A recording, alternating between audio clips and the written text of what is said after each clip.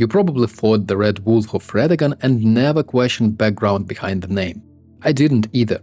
The title practically tells you what to believe, that these wolves belong to Radagon, maybe even that he created them. But I don't think Radagon is the beginning of their story. I think he's simply the most famous person to inherit a creature that was already ancient. And that's a much bigger claim than asking whether the Red Wolves existed before Radagon. If it's true, then almost every encounter with them changes meaning. They are no longer just magical guard animals assigned to protect important places. Instead, they become survivors of an older world whose history stretches beyond the Golden Order itself. The evidence is spread across their names, their locations, and the symbolism from software repeatedly associates with wolves throughout the Elden Ring. None of those clues prove the theory on its own, but together they will paint a picture that feels much harder to ignore. The biggest clue is also the easiest one to overlook. Only 3 Red Wolves actually have names: Red Wolf of Radagon, Lesser Red Wolf of Radagon, and Red Wolf of the Champion. At first that sounds like confirmation that Radagon owned these creatures, at least the first 2 But if every Red Wolf we meet in the Lands Between belonged to Radagon, why does only 2 carry his name explicitly?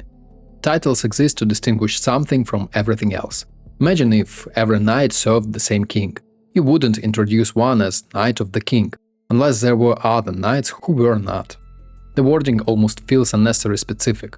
Instead of saying the Red Wolf, the Elden Ring deliberately tells us this particular wolf belongs to Radagon. That naturally raises another question: who do the others belong to? That single detail completely flipped my perspective. The wolves at Moonlight Altar don't carry Radagon's name. The wolves around Carian Manor don't carry Radagon's name. The wolves encountered elsewhere across the Lands Between don't carry Radagon's name either. The only confirmed relationship is between Radagon and 2 specific wolves. Everything else is assumption. That doesn't prove the species predates him, but it quietly removes one of the biggest reasons people believe he created them in the first place. Instead of proving ownership, the title almost isolates Radagon's wolf from the rest. So what if Radagon wasn't introducing Red Wolves into history? What if he was joining a history that already existed? The second clue is geography. If Radagon truly created the Red Wolves, I'd expect their distribution to reflect his influence. I'd expect them to follow the expansion of the Golden Order, or appear primarily around places connected to him. Instead, they appear scattered across regions with very different histories. One protects Raya Lucaria, other appears around Carian territory, another guards the path toward the Moonlight Altar. Others can be found in locations that don't obviously function as extensions of Radagon's personal authority. The pattern feels less like someone stationed magical guardians across the map and more like the game is showing us members of already existing species living whenever their own history led them. And yeah, Radagon had meaningful relationships with several of these places. He married Renala, he studied sorcery, he had children connected to Carian. That creates a simple explanation. Maybe he didn't bring wolves there. Maybe he encountered wolves that were already tied to those lands. That possibility also explains why the wolves seem comfortable protecting people who connected to his family instead of acting like disposable Golden Order creations. They are behaving less like summoned beasts and more like loyal companions. That is a subtle difference, but it's an important one. Companions have relationships, constructs have assignments, and the Red Wolves consistently feel closer to the first category. The deeper you will dig into Elden Ring's older civilizations, the more wolves seems to appear. Not necessarily red wolves specifically, just wolves. Farum Azula connects wolves with ancient beast culture. The concept of shadows gives incredibly important figures, permanent wolf-like guardians. The Crucible era constantly blurs and lines between humans, beast and divine life. Even before the Golden Order dominates history, wolves already occupy symbolic positions that feel sacred rather than ordinary. That repeated symbolism makes it difficult for me to believe that Radagon simply invented a magical breed from scratch. Instead, it feels more likely that wolves already held an important place in the world's mythology long before Radagon entered the story. We may connect the Red Wolves to ancient beast traditions, or to astrologers and the Carian royal family, even the giants or older cultures. None of those ideas are confirmed, but what's interesting is that they all move in the same direction – backward. Nobody naturally ends up concluding the wolves feels like a recent invention. Almost every interpretation treats them as something inherited from older civilizations. As for me, that consistency matters. Because when multiple independent theories all point toward antiquity, it usually means a game's environmental storytelling is pointing players toward the same conclusion, even if everyone explains it differently. So if we will start asking why did the wolves accept Radagon instead of where did Radagon get these wolves, the whole perspective completely flips.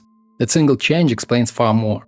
Radagon wasn't just another Golden Order champion. He studied at Raya Lucaria, he married Renala, he connected two completely different traditions.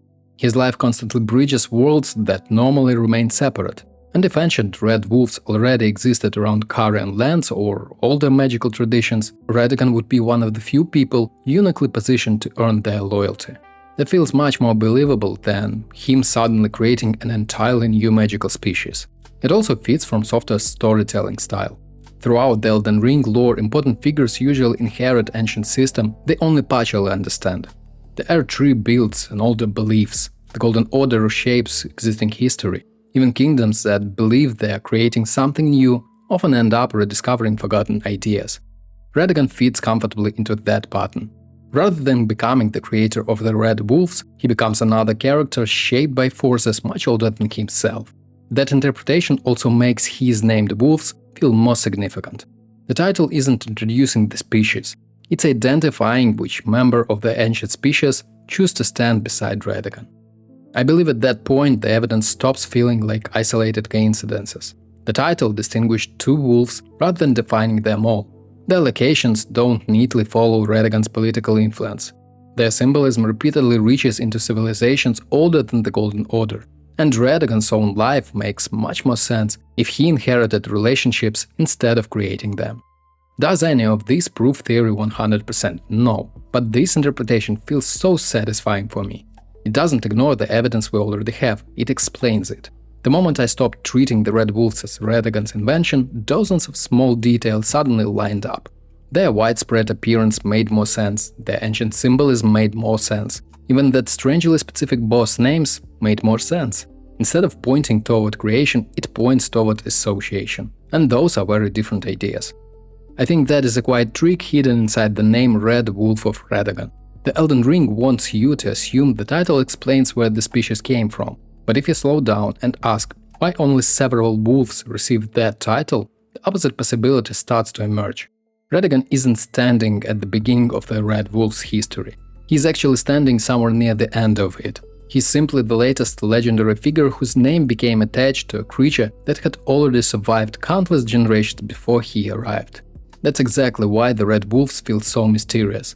I feel like they're the relics of an older world, one that Elden Ring lore deliberately leaves just out of reach. Thanks for watching, hit that like button and subscribe for more Elden Ring and other Souls-like games, lore and guide videos, and stay sharp out there, Tarnished.